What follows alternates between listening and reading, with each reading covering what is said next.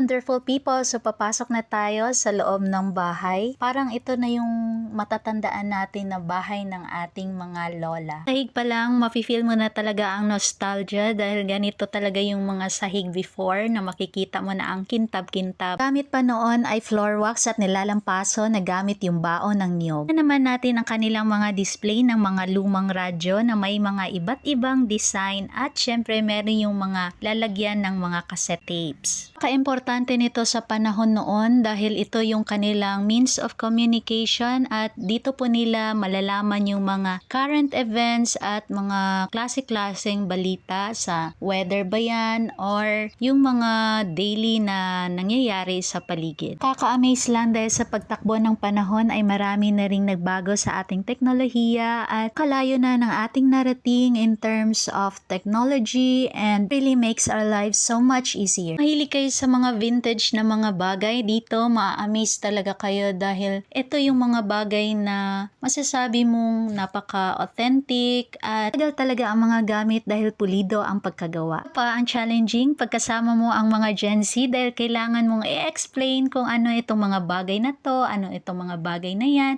ano itong mga nangyari nitong panahon na to at marami pang iba.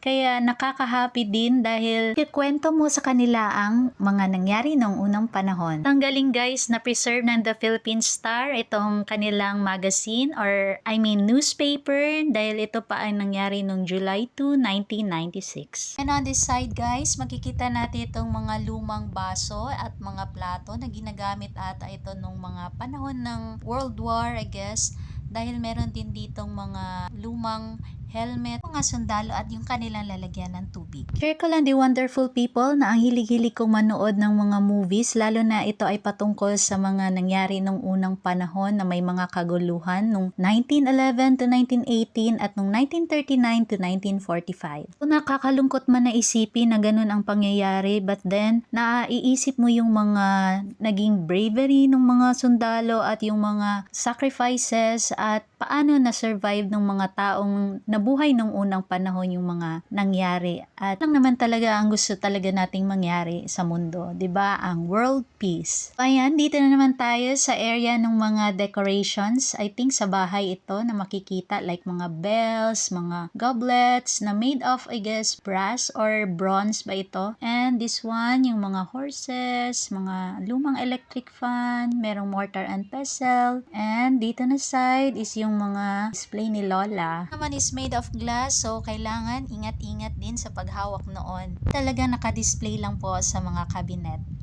Ito po ang ating ganap for today's video. I hope nagustuhan nyo po. Thanks for watching and bye!